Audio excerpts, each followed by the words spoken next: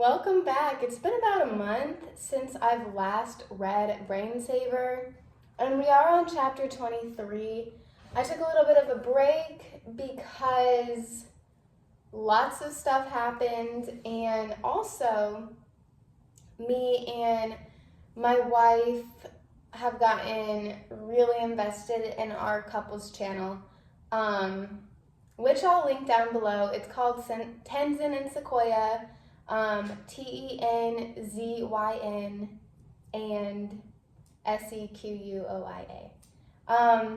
So if you missed reading Brain Saver, please like and subscribe because that really helps.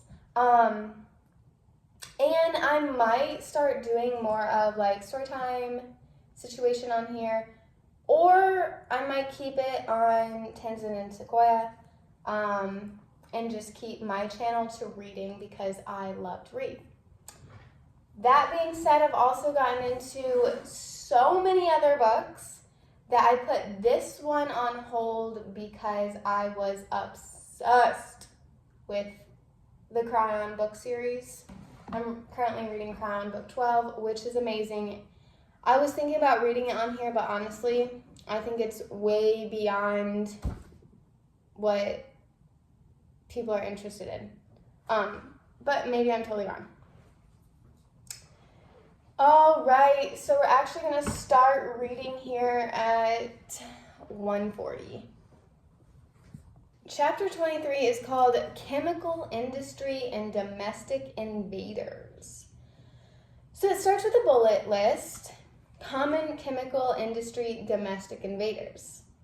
Fragrances, sunblock, suntan lotion, laundry detergent, fabric softeners and dryer sheets, cleaning products, body lotions, body oil, body wash, body scrubs, body soaps, and other body products. Hairsprays and other hair products, makeup and cosmetics, dry cleaning and chemicals, nail chemicals such as polish, removal, and adhesive, spray tan, hair dye, and talcum powder. What is talcum powder? I've heard on a commercial once, like, if you've ever used talcum powder, you are entitled to a compensation. But I don't know what it is.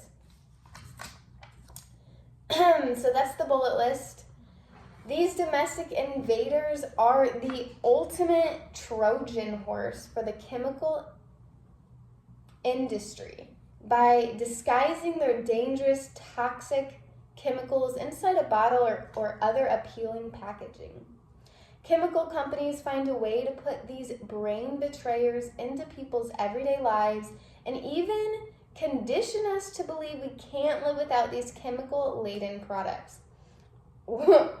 I remember really thinking I needed laundry detergent and dryer sheets. Like, I was like, especially dryer sheets, I was like, how can I live without a dryer sheet? Everything is going to be so staticky. No. You guys, it was the dryer sheets making my clothes staticky. I haven't used dryer sheets in like 2 or 3 years now. Never have static. I've never once even had a trouble with static. Only when I used dryer sheets did that happen. And laundry detergent, I literally used Dr. Bronner's laundry detergent. Well, no, sorry. I used Dr. Bronner's all-purpose soap. It works totally fine. Never had an issue. Anywho, I should make a video on that. There's a lot of things I say I should do. I don't know if you've noticed.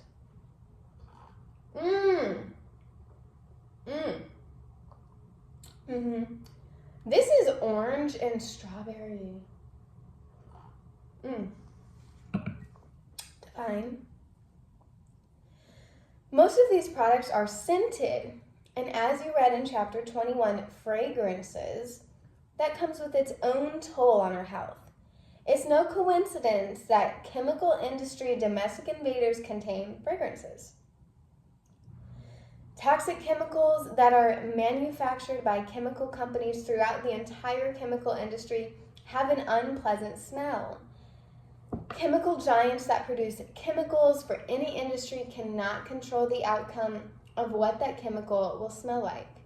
This, in large part, is why fragrances were created, to mask every chemical-made product for domestic use inside the home, office, car, and around the yard so people would not be turned off by the chemical smell. No one wants to use a chemical-made laundry detergent from a chemical company that makes you nauseated when you smell it. Although the chemically sensitive are attuned enough that they'll often be nauseated by or experience other symptoms from both the underlying chemicals and the synthetic fragrance. Chemical industry domestic invaders are more threatening than the other petrochemicals we'll look at later because chemical industry domestic invaders are sneaky. Domestic invaders often seem friendly and necessary for our lives, which means that we tend to end up with more exposure to them than to straight petrochemicals that we know warrant caution. These products seem like they should naturally be around us. We're taught they should be a part of our life, that we can't live without them. We're taught they're safe, pleasing, helpful, and even supportive of our emotional and mental state.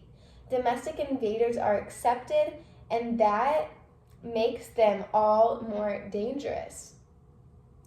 Normally, most people aren't going to question that we need to wash our clothes or clean our homes or in workplaces.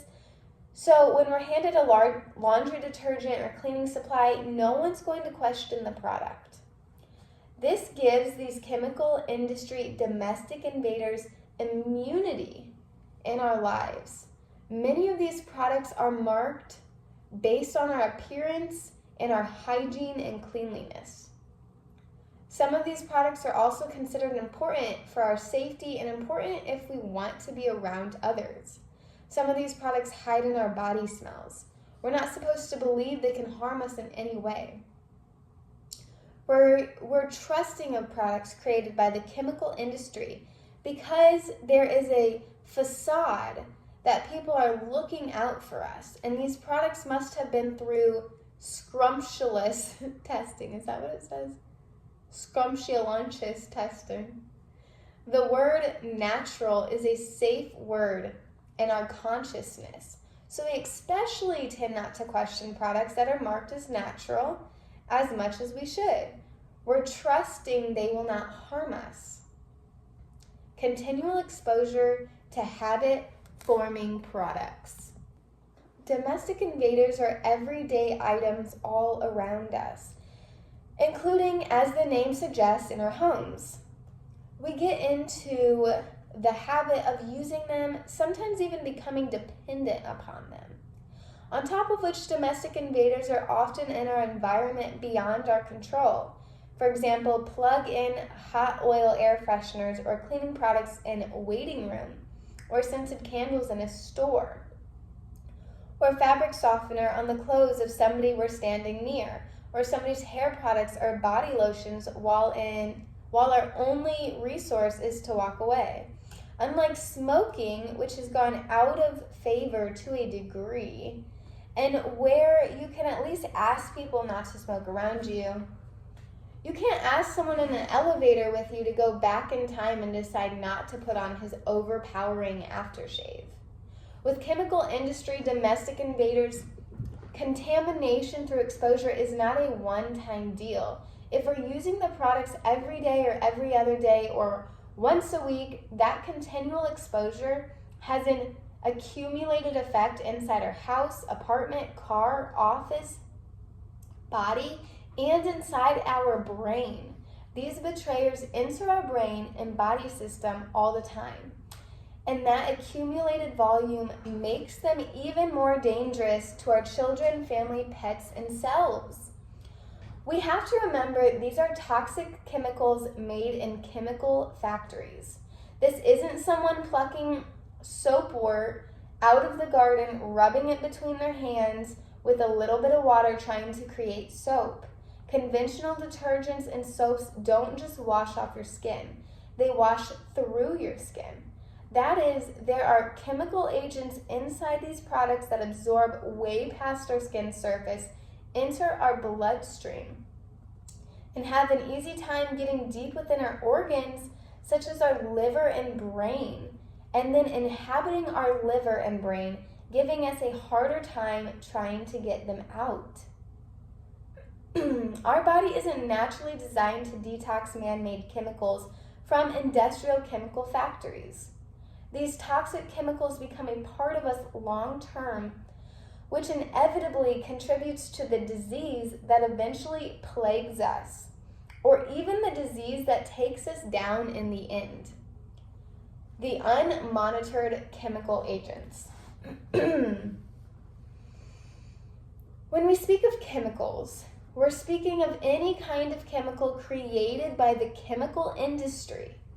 Whether we know that chemical exists inside a product or not, chemical companies are exempt, for the most part, from full disclosure and labeling. They have free reign in the creation and use of their chemicals because they produce so many different chemicals for so many different industries. There's no proper regulatory system designed to monitor, safeguard, calculate, and keep track. It would take rebuilding the entire chemical industry and beyond. Thousands of chemicals and churned out daily, so they get thrown into extremely large categories instead of individually tested for safety. You can have 10,000 chemicals in one category and have that category deemed safe by an authority. Meanwhile, out of those 10,000 chemicals, more than 5,000 of them are life-threatening in large doses, while other 4,000 plus chemicals may not cause immediate, obvious health effects within the first decade of use, yet with continual exposure will contribute to disease, symptoms, and conditions as the years go by. There's such a vast array of chemicals in production that these domestic invader products, thousands upon thousands of chemicals, once these chemicals enter our body through the nose, mouth, lungs, or skin, they can saturate any aspect of the brain, whether deep in the inner core or the brain stem, inside the hemispheres or in the cerebral cortex. Some domestic invaders are petrochemical derived. When they settle into the brain, domestic invader products often end up deeper in the brain's grooves than other petrochemicals. Domestic invader chemicals are created to have radical absorption abilities, and the brain is vulnerable and easy to invade. Different chemicals do different things. There's no wall up that stops certain chemicals from entering any part of the brain. They go past the blood-brain barrier. This raises one of the foundational problems. These chemicals aren't brain tested. It's not like the chemical industry knows what these chemicals can do inside the human brain or how they can penetrate the human brain. There's no authority overlooking this either. If the chemical doesn't burn the hair off your arm, then it goes to the next stage of testing for use. No one's monitoring any of these chemicals entering the brain. With current medical tools, it's not even possible to monitor the full scope of these chemical effects on the brain. We can't just cut open someone's brain, remove a portion, and look for these chemicals. So the industry's ultimate protection is that they're creating chemicals with effects that can't be measured or monitored. Meanwhile, chemical industry domestic invaders can create immune system weakness that allows brain disease to take root, feed viruses, and fuel the creation of tumors. These toxic invaders also contain traces of toxic heavy metals, and you know by now what those can mean for your brain. An experiment on humankind. It's no secret that we encounter and use these products all the time.